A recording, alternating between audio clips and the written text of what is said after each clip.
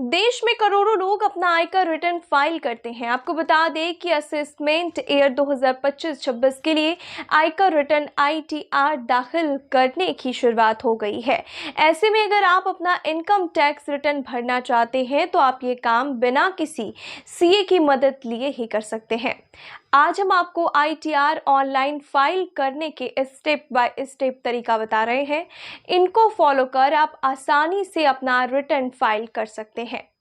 ITR file करने में form 16 के अलावा फॉर्म 26 एएस वार्षिक सूचना विवरण का सूचना विवरण, टीआईएस बैंक स्टेटमेंट और ब्याज प्रमाण पत्र की जरूरत पड़ती है। ये पेपर करदाताओं को अपनी आय और अब तक काटे गए कारों की जांच करने में मदद करते हैं।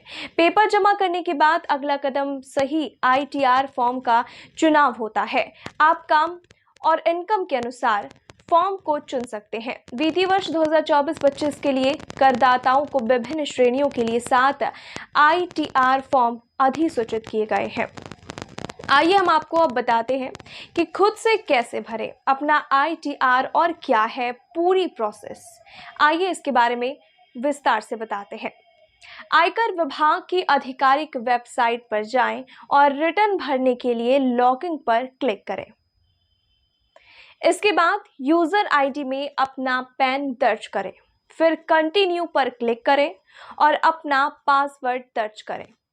लॉगिन करने के लिए कंटिन्यू पर क्लिक करें। स्टेप 2 में सीधे आयकर रिटर्न दाखिल करें टैब पर जाएं, ई फाइल टैब, आयकर रिटर्न दाखिल करें, उस पर क्लिक करें। स्टेप 3 में सही असेसमेंट ईयर चुनें। फाइलिंग के लिए ऑनलाइन मोड का उपयोग करें। फाइलिंग प्रकार को मूल रिटर्न या संशोधित रिटर्न के रूप में चुनें। स्टेप 4 में स्टेटस चुनें। अपनी लागू फाइलिंग स्थिति चुनें। व्यक्तिगत, एचयूएफ या अन्य अधिकांश लोगों के लिए व्यक्तिगत और जारी रखें। चुने। स्टेप 5 में आईटीआर प्रकार चुने। अब आईटीआर प्रकार चुने। अपने आय स्रोतों के आधार पर निर्धारित करें कि आपको किस आईटीआर फॉर्म की आवश्यकता है।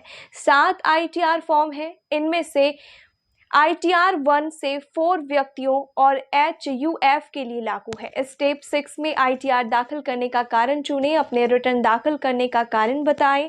छूट सीमा से ऊपर कर योग्य आय विशिष्ट मानदंडों को पूरा करना आदि। स्टेप 7 में पहले से भरी गई जानकारी को सत्यापित करें। पहले से भरी गई जानकारी जैसे कि पैन, आधार, नाम, संपर्क जानकारी और बैंक वितरित को स्थापित करें।